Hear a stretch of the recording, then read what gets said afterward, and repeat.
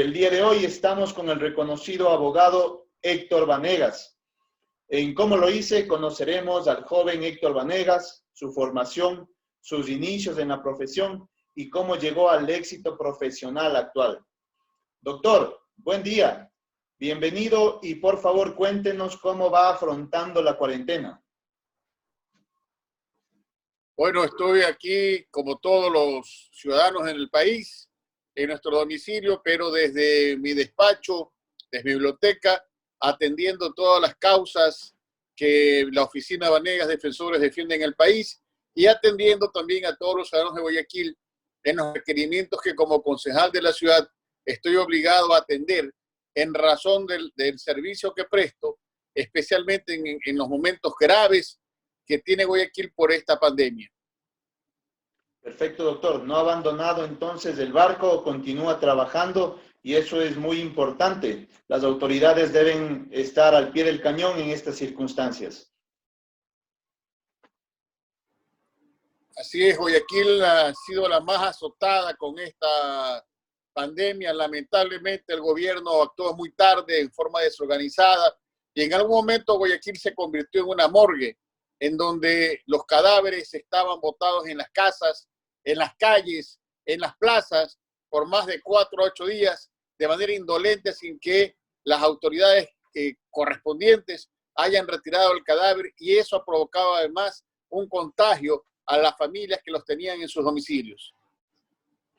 Sí, es sabido por todos lo que comenta, doctor, y es importante que las autoridades lo más pronto posible tomen más cartas en el asunto y pues continúe la curva bajando. Hemos visto que ha bajado mucho la curva en cuanto a muertes y esperemos que se mantenga así. Doctor, la manera como cada persona afronta los problemas frecuentemente ha sido incidida por su formación. Por favor, coméntenos dónde crece y se desarrolla el niño y joven Héctor Vanegas. ¿Usted ya sabía que sería abogado? Bueno, yo inicio mis estudios primarios en el entonces Colegio Alemán Humboldt, que recién tenía pocos años de fundado en Guayaquil. Y los estudios secundarios los inicio la primera parte en el Colegio Salesiano Cristóbal Colón, de donde viene mi vocación casualmente salesiana. Y ahí, perdón, en el liceo, comienzo la primera parte en el Colegio Liceo Naval, los primeros 3 años, donde viene mi formación medio militar, ¿no es cierto? Y el estilo de cortarme el pelo casi a cadete, que es el estilo. Hoy, lamentablemente, por estas circunstancias, ando como, vea, estoy como Sansón, con harto pelo porque no he podido salir al peluquero. Y en este colegio permanezco 3 años, y cuando era de pasar al ciclo diversificado, que era antes así el sistema, no había la carrera de sociales porque yo había tomado la decisión ya muy joven de ser abogado. Así que yo resuelvo cambiarme de colegio, hablo con mis padres y hablo con las autoridades del colegio, las cuales no querían que yo me retire, porque yo era el mejor estudiante de mi promoción. Y eso implicaba pues, un daño no solo al colegio, sino también a la aspiración de poder ser abanderado en algún momento del colegio. Pero yo estaba decidido a ser abogado y por eso me cambié al Cristóbal Colón, donde terminé siendo escolta. No podía ser abanderado porque no había estado los 6 años en el colegio.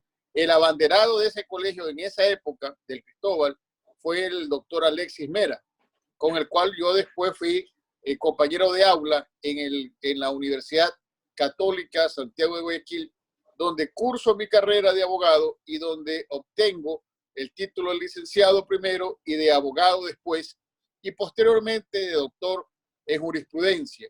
El otro doctorado que tengo lo saco en la Universidad de La Habana en ciencias jurídicas, doctorado en ciencias jurídicas. Tengo, a mi haber, 14 títulos universitarios entre maestrías, diplomados, especialidades.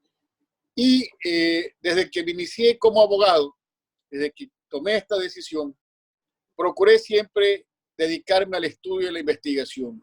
Por eso desde muy joven comencé a escribir. Hoy debo andar por el libro 25 o 26 ya publicado. Muchas de mis obras han merecido premios, recomendaciones, se utilizan como control de cátedra en la carrera de Derecho y en muchas universidades donde se sigue las enseñanzas en Derecho Penal, área en la que yo me he especializado y me dedico hace muchos años. Perfecto, doctor. Ya nos ha hecho un poco resumen de su trayectoria. Sabemos bien que inició trabajando en funciones públicas, fue fiscal, profesor académico de la universidad. En la actualidad está laborando como concejal y también tiene su estudio jurídico. El joven Héctor Vanegas era rebelde, era tranquilo. ¿Cómo era esa época de hace cuántos años en Guayaquil? ¿Cuántos años a los 16, 18 años? ¿Cómo era Héctor Vanegas? Bueno, yo siempre fui un estudiante muy serio, muy dedicado, una persona muy formal.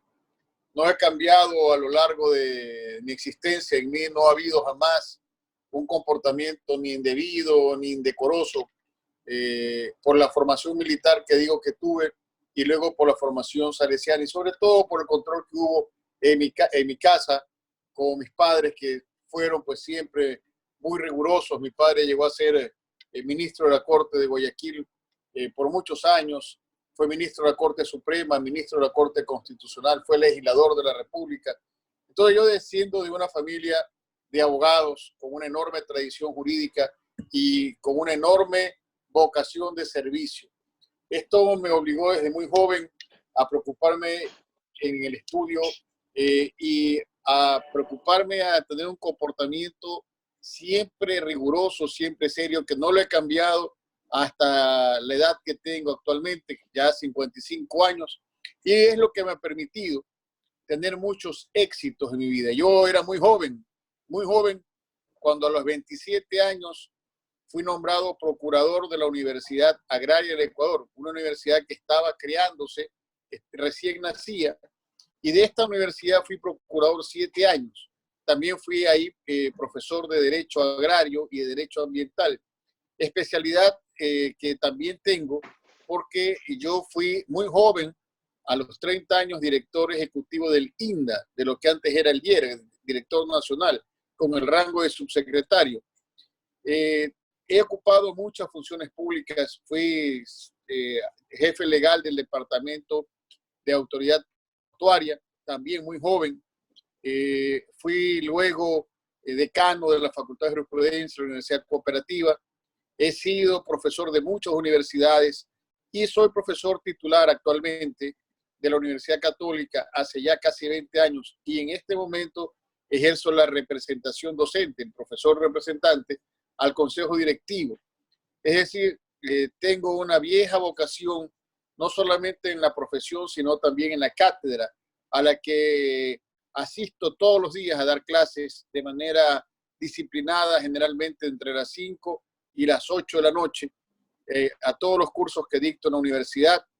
He obtenido, como le dije, muchas distinciones, he hecho muchos cursos y me he especializado en muchas materias a lo largo de todos estos años.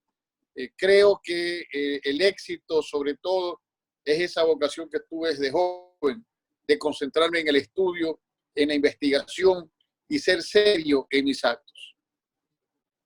Perfecto, doctor. Una situación es fundamental y para los abogados, bueno, pues, si hablamos en términos criollos, ganar cancha, ganar minutos en los juzgados es lo más importante cuando uno inicia. ¿Quién le dio la confianza de iniciar, de entrar a un juzgado, de defender? ¿Cómo empezó ese proceso y cuánto le pagaban? Bueno, desde que yo era un joven universitario, me preocupé de comenzar a trabajar. Al comienzo trabajé en una notaría, la notaría 21, por muchos años. Ya siendo abogado, fui jefe legal de varias compañías, tanto de Guayaquil como fuera de Guayaquil. Y llegué a tener mucho éxito. Logré, joven, adquirir la oficina y irme teniendo un horizonte, porque en aquel entonces ser procurador de la universidad no le impedía ejercer la profesión, podía usted tener las dos funciones al mismo tiempo. Y estaba yo en pleno desarrollo, porque lamentablemente la universidad no te prepara para enfrentar a un juez ni para enfrentar a un fiscal, por lo menos en la época en que yo estudiaba. Ya de abogado recién pisé un juzgado y recién pisé una corte. Pero la formación, la preparación que tenía y sobre todo la eh, mística de una familia de abogados a la que yo pertenezco, me permitió tomar el tema con mucha tranquilidad y con mucho éxito. Yo desde el comienzo de mi ejercicio tuve mucha presencia pública.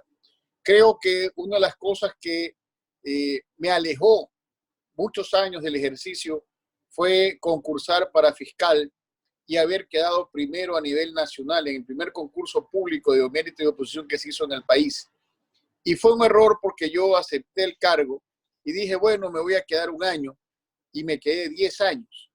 Entonces, durante 10 años me desvinculé del ejercicio profesional y en este tiempo tuve que vender mi oficina profesional, vender algunas propiedades porque lamentablemente el sueldo de fiscal es muy pequeño, lo era en esa época, lo es ahora, y no guardaba concordancia con el nivel de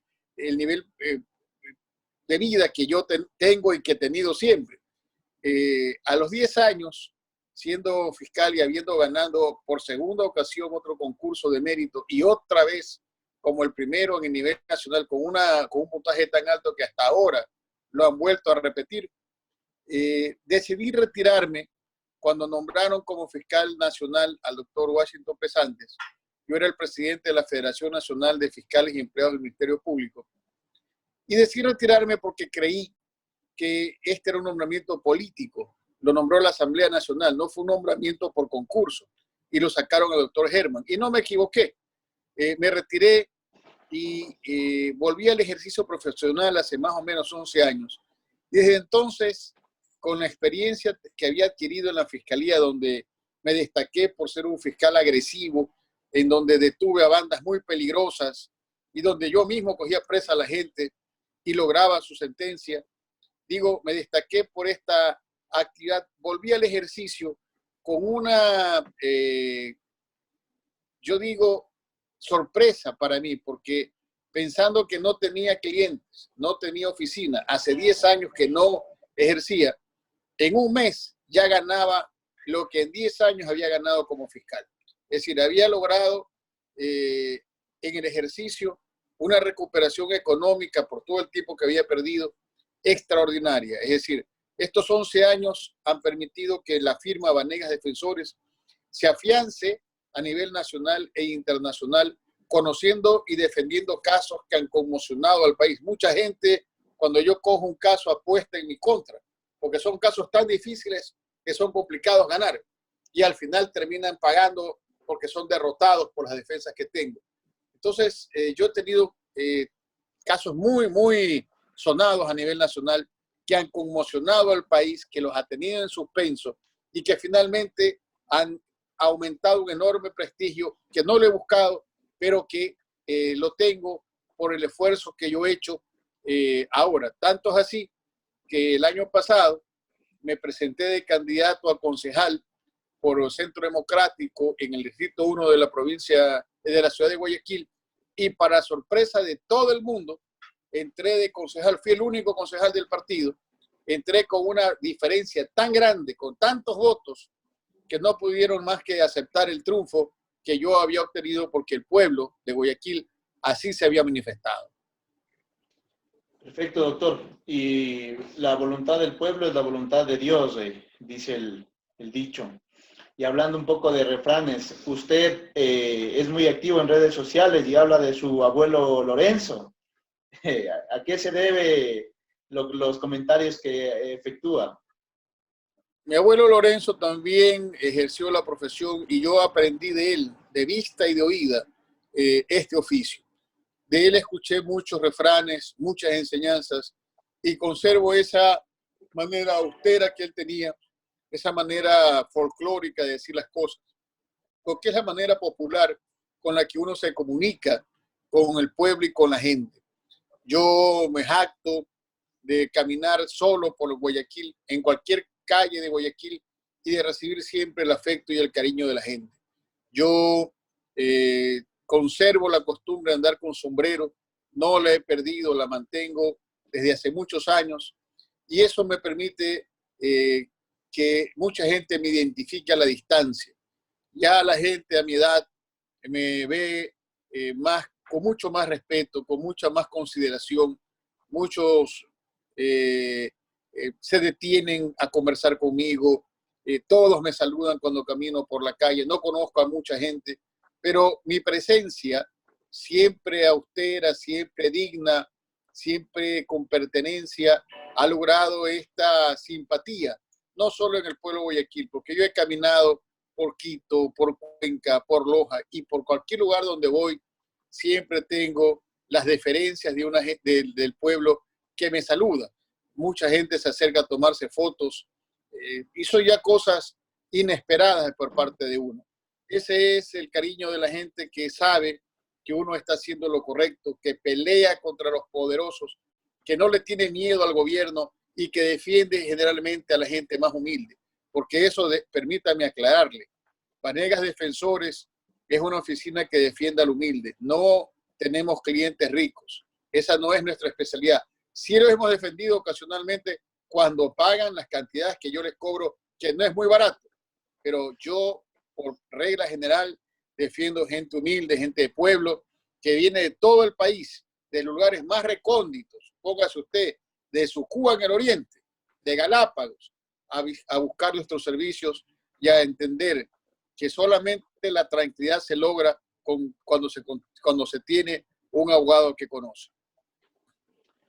Doctor, un abogado nunca olvida el primer juicio que ganó, el primer proceso que ganó. Y así también no olvida el proceso que lo desveló, que no lo dejó dormir, que lo puso a prueba. ¿Usted lo recuerda? Bueno, yo tengo presente un juicio muy famoso en el que, siendo yo muy joven, recién graduado, enfrenté a uno de los abogados penalistas más grandes que tiene el país todavía, el doctor Edmundo René Bodero, que luego fue mi profesor en una maestría, y en donde, teniendo todas las de ganar, fui derrotado por la sapiencia, por la habilidad, por el talento del doctor Bodero. Este juicio me enseñó a mí a ser más cuidadoso, más tinoso, más directo, y este juicio marcó entonces el camino de los futuros éxitos que tuve. Al doctor Bodero lo volví a enfrentar varias veces en otros procesos y le volví a ganar ahí sí, siempre, porque había corregido algunos errores que se cometieron en el primer caso. Juicios que me han llamado, que me han concentrado mucho la atención son muchos. Por ejemplo, el caso de la muerte del fiscal de Jipijapa, donde se acusó al rector de la Universidad de Jipijapa y a sus hijos, que yo logré sacar en libertad a uno de ellos, no logré sacarlo al padre, porque considero que esa sentencia hubo mucha politización y que él es inocente y que la pelea continúa. En el caso Valdivieso, donde se acusaron a varias personas de ser los autores de la muerte del periodista Valdivieso, y los tuvieron presas casi un año, y logré sacar libre a todos. El caso EQ2, donde se detuvo a varios empleados de este ingenio y donde el presidente Correa dijo, saldrán cuando sean viejos, y yo logré sacarlos libres al mes, demostrando que eran absolutamente inocentes. El caso de Charon, por ejemplo, es un caso también emblemático, donde logré probar cómo mataron al artista. Y bueno, y así he tenido infinidad de casos, todos con diferentes anécdotas, y que han logrado casualmente ese respaldo popular, porque yo defiendo en todo el país. Entonces he defendido en diferentes provincias casos muy polémicos que han llamado la atención y que a veces han concentrado el lleno total de las audiencias. Yo tuve un caso en la ciudad de Machala, en donde se acusó a 11 militares de participar en la sustracción de la gasolina de allá, y yo los obligué a entregarse presos. Bueno, ese juicio concentró la atención de Machala una semana. Todos salieron libres. Y así, cuando yo voy en algunas audiencias que he participado, he salido como los toreros, en hombros, aplaudido por la gente, aplaudido afuera en la calle. Y esas cosas rara vez usted ve en un juzgado y rara vez en una ciudad. Pero en mi caso, varias veces me han paseado como torero por cortes del país.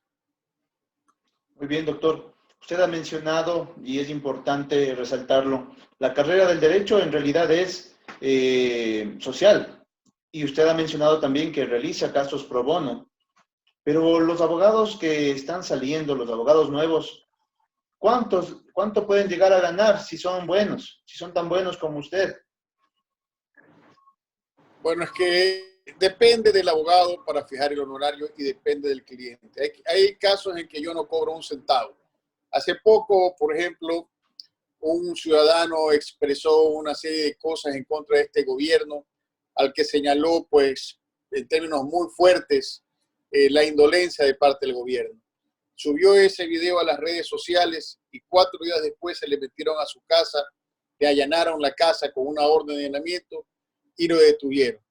Yo ofrecí defenderlo gratis, la familia me buscó, se acudió a defenderlo a través de Vanegas Defensores y se probó, por ejemplo, que el video se subió 4 días atrás, por lo tanto ya no había flagrancia, no cabía el allanamiento flagrante. El allanamiento que habían hecho era para incautar la computadora y el teléfono, no para cogerlo preso, pero lo detuvieron y se lo llevaron preso. El allanamiento, además, y usted lo sabe, para poderse realizar tiene que estar presente un fiscal cuando no es flagrante. El fiscal nunca estuvo ahí.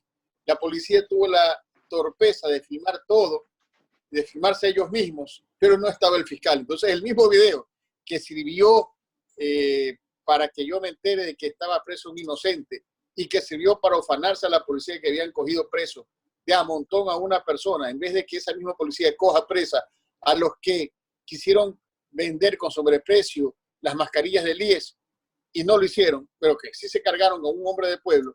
Ese video demostró que no estaba el fiscal y entonces esa detención fue declarada ilegal, inconstitucional. Él salió libre y los policías quedaron enjuiciados por violación a la propiedad privada y se inició un proceso administrativo para darlos de baja. Porque cuando un abogado actúa con firmeza, con destreza y con frontalidad, logra un resultado. Entonces hay casos en los que yo, como este caso, no cobro un centavo, pero obviamente depende del cliente para cobrarle entre nada y cobrarle $100,000. Eso ya depende del cliente, del caso, del problema. Hay abogados que obviamente tienen mucho éxito, tienen mucha clientela y tienen muchos ingresos. Hay otros que lamentablemente no lo tienen. La situación no es fácil para el abogado de libre ejercicio. Hay mucha competencia. Hay abogados que venden sus servicios, yo digo, en miseria, para tratar de tener algo de pan para su casa, pero terminan desempeñando mal su papel, desprestigiando a la carrera, y en eso hay que ser muy tinoso, hay que ser muy cuidadoso. Los abogados jóvenes tienen todo por triunfar. Lamentablemente el país desconfía mucho de la justicia, desconfía mucho de los abogados, y eso es algo que tiene que ir cambiando. El país necesita mano dura para que las cosas sean diferentes. Gracias, doctor. Vamos terminando y quisiéramos que nos cuente, por favor, ¿de qué año es su carro? ¿De qué año es un clásico, sabemos? Bueno, este carro que yo tengo corresponde al año 1948. Yo ando en ese auto con mucha frecuencia. Es un auto que va muy despacio, no es un carro de carreras. Es un Bel Air color negro, 4 puertas, tiene pues una edad considerable es un carro que llama la atención porque el carro clásico no se lo ve mucho en Guayaquil. Creo que soy el único que anda en un carro de esta naturaleza, pero también eso me permite ser identificado a la distancia. La gente sabe, ahí va el doctor Vanegas. Y bueno, son cosas que me gustan. tengo varios carros también del año. Sin embargo, entre el BMW de este año y el Belair del año 48, me quedo con el año 48. Gran carro.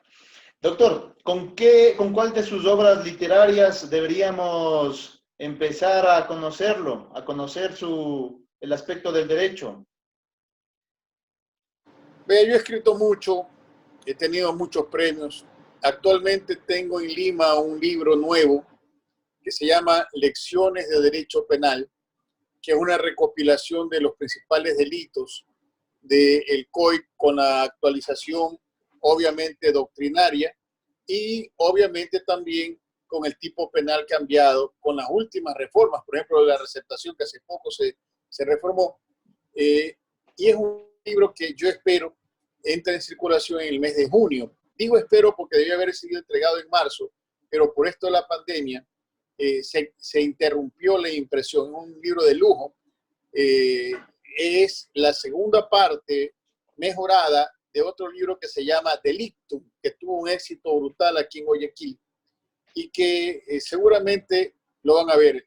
Hace poco también he publicado otro libro que se llama Libro Histórico sobre la logia simbólica Luz de América número 5, caminando hacia una nueva masonería. Porque yo soy un viejo y antiguo servidor de la orden y en él recojo casualmente la historia de la masonería ecuatoriana. También es un libro muy simpático, lleno de documentos, lleno de datos históricos, muy raro en el país porque sobre la masonería en el Ecuador se ha escrito muy poco. Doctor, ¿desea contarnos un poco acerca del tema de la masonería? Bueno, la masonería es una orden iniciática, es una fraternidad a la que participan hombres que son seleccionados. Ahí no entra cualquier persona, debe tener ciertos requisitos morales y además filosóficos, debe ser un hombre muy educado, muy correcto. Nosotros no somos muchos ni queremos ser muchos, somos un grupo muy selecto en el que pretendemos a través de la orden y de cada una de las logias organizar el comportamiento moral del país y de nuestras ciudades y de nosotros mismos. Así que esta es una fraternidad llena de solidaridad en donde ha habido hombres ilustres del mundo y del Ecuador, por ejemplo, Eloy Alfaro, por ejemplo, Bolívar, por ejemplo, Sucre, Febres Cordero, bueno, mucha gente muy valiosa del Ecuador y del mundo. Si usted va a cualquier plaza de la independencia de cualquier país, ve la estatua de un héroe y ese héroe es un masón. O ve la estatua de un científico y ese científico es masón. Por regla general es así y así será, porque esta es una orden milenaria. Perfecto, doctor. Muchas gracias por los datos. Así como los libros físicos, los abogados, pienso yo que no van a pasar de moda, no van a pasar, la tecnología no los va a consumir. Sin embargo, sí va a afectar positiva y negativamente, quizá. ¿Cómo ve al abogado digital? ¿Cómo lo ve al abogado después de la pandemia? El abogado, mientras más años tiene y mientras más se hace presente, ocurre en él algo que yo aprendí de mi abuelo. Los abogados, cuando llegamos a cierta edad, no estamos viejos. Si hemos sido exitosos, si hemos sido buenos abogados, nos convertimos en leyendas. Y eso es lo que pasa cuando el abogado ha hecho presencia. Hay muchos colegas míos de mi generación que prefirieron tener una vida muy pasiva, que no fueron activos en cuanto a la posición de la prensa, de las redes o la parte mediática. Son abogados, por lo tanto, que tienen cierta comodidad, pero que nadie los conoce, ni siquiera en su barrio. En cambio, yo, por mi presencia física, por mi pertenencia y sobre todo por mis enormes luchas, termino siendo un abogado que todo el mundo busca. Y esa es una ventaja, porque lo que cobra un joven abogado nunca será lo mismo que lo que cobra una leyenda de la abogacía. Muy bien, doctor. Muy bien. Sus recomendaciones para afrontar la crisis. ¿Qué debe hacer el país? ¿Qué debemos hacer las personas? Vea, La crisis el después de la país, pandemia. el país lamentablemente tiene el gobierno que tiene, porque la pandemia no debió llegar a las consecuencias que ha llegado en cuanto a mortandad. Y no debió tampoco ver esta falta de inacción, porque yo no puedo entender cómo teniendo 320 millones prefirieron pagar los bonos a comprar medicina. Yo no puedo entender cómo para solucionar los problemas del país el presidente dice todos tienen que sacar de su bolsillo y poner, más o menos como los reyes del medioevo, que tenían la solución en el diezmo que le cobraban al pueblo. No, el país tiene plata, simplemente no pague el Fondo Monetario y use la plata y pague la medicina y lo que necesita para atender la pandemia. Creo que adelante el Ecuador va a ser diferente, va a ser un Ecuador más solidario, va a ser un Ecuador que entienda que tenemos que hacer más apoyo a la salud, más apoyo a la medicina y más control, porque después de que termine esta pandemia, habrá que averiguar qué hicieron los médicos, qué hicieron los directores y los gerentes de los hospitales del IES. ¿Por qué cuando vino la pandemia no tenían la suficiente medicina, ni siquiera el suficiente implemento? No tenían guantes, no tenían mascarilla, no tenían batas, no tenían nada. Y muchos médicos, dice el informe, 1.600, que fueron los primeros que enfrentaron la pandemia, terminaron contaminados con el COVID. Muchos han muerto. Es decir, el Ecuador ha cambiado radicalmente. Y yo sí quisiera preguntarle, y me pregunto yo, ¿cuál será la reacción del pueblo una vez que termine la pandemia? Porque ahora están encerrados, pero cuando se les permita salir, ¿cuál será la reacción? Yo quisiera ver el final de esta novela, a dónde llega. Doctor, cuando termine el confinamiento, ¿a dónde extraña ir? ¿A dónde desea ir? ¿Qué es lo que va a hacer apenas podamos salir?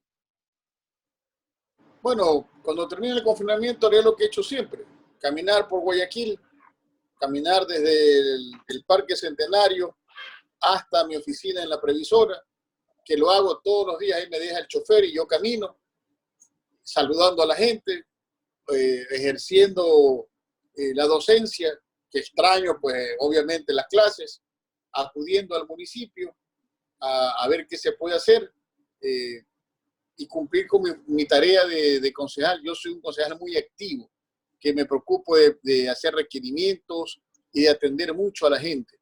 Y obviamente hacer la parte de consultoría legal en la oficina de Vanegas Defensores, donde actualmente no puedo ejercer la profesión, pero sí hago la consultoría, guío al personal de abogados que trabaja ahí, porque bien o mal esa es mi firma, ese es mi despacho, en donde todo fluye y donde yo soy la cabeza.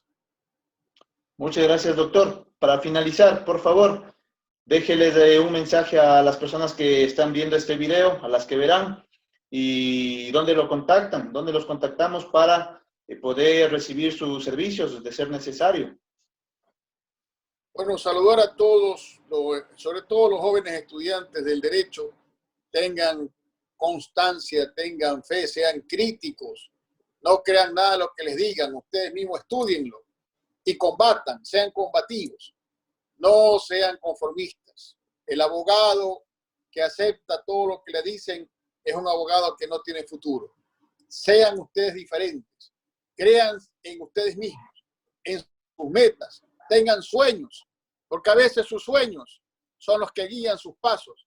Y esos sueños solamente ustedes los entienden, no los demás. Con que usted esté convencido de ese sueño, usted va a lograr una victoria. No sean pesimistas y no, además no sean ustedes personas que se quiebren por una derrota. Siempre tienen que levantarse. Siempre hay un mañana. Siempre hay una posibilidad de mejorar y de triunfar. Siempre hay esa posibilidad de destacarse. Háganlo siempre, eso sí, con la mayor ética, con la mayor rectitud, con la mayor presencia. Jamás traicionen sus principios, jamás traicionen a su cliente, jamás se aparten de lo que la ley les dice.